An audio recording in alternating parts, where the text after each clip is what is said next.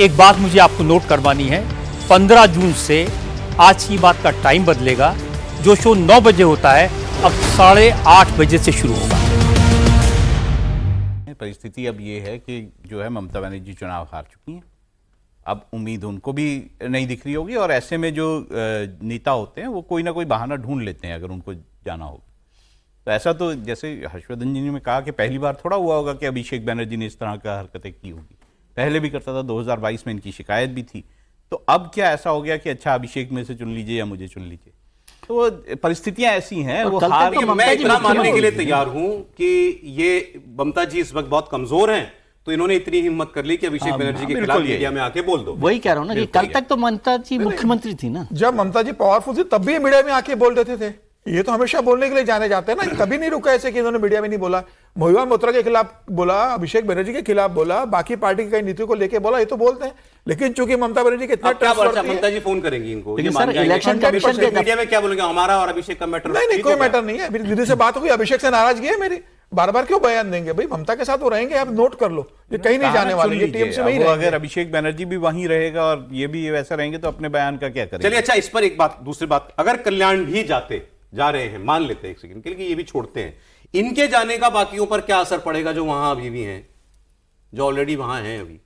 नहीं, फिर तो यही होगा कि नहीं, अभिषेक नहीं जाएंगे छोड़ के, मैं बता सकता हूं आपको। बड़ी बात कह दिया। नहीं, फिर मैं कहूंगा कि ममता जी को एक बार 4 धाम और एक बार गंगा सागर कर लेना चाहिए, फिर उसके बाद कुछ बचता नहीं।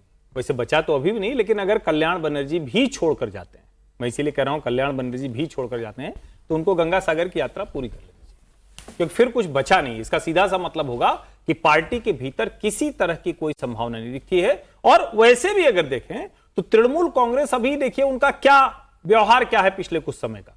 एक आप लोगों को ध्यान में होगा जो वाई चैनल पर वो बैठी थी, उसके अलावा कुछ ध्यान में है क्या? उसके बाद तो दिल्ली में बार्गेन कर रही हैं कांग्रेस, राहुल गांधी से अभिषेक बनर्जी मिल रहे हैं। आप उन खबरों को खारिज कर दीजिए मर्जर वाली, लेकिन वो क्या है कि भाई हमें बचाओ, मतलब वो त्राहिमाम जैसी ध्वनि आ रही है। तो त्राहिमाम वाली ध्वनि तो तभी आती है जब लगता है कि अब कुछ नहीं बचा है। तो ममता जी के पास कुछ बचा नहीं है। ऐसे कैसे? और दूसरी बात जो नहीं समझ में आती कि ममता बनर्जी का क्या बिल्कुल ही होल्ड खत्म हो गया है?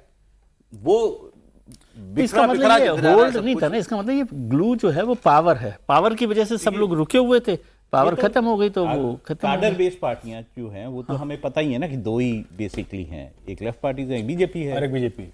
अब बाकी तो सारी ग्लूड यही है। कांग्रेस में भी ग्लू क्या है? नहीं, लेकिन सर कांग्रेस में इस मामले में देखिए कांग्रेस को नंबर देने चाहिए। हाँ, वो नहीं इस तरह कांग्रेस आप लाख कहिए, G23 हो गया हो, G54 हो गया। सर 15 साल से वो पार्टी एक तरह से सत्ता में नहीं है। आप ये देख लीजिए कि कांग्रेस से टूट के कितने लोग बीजेपी में चले गए। नहीं, लेकिन वो बहुत कम है। कांग्रेस का पूरा संगठन देखोगे तो उसका नंबर कुछ भी नहीं, वो 1% नहीं। पावर जोड़ के रखती है वहां, पावर जो है कांग्रेस में ऐसा नहीं है, लेकिन कांग्रेस उसका नंबर तो देखिए, अपनी आप चाहे जो कहें एक स्ट्रेंथ है।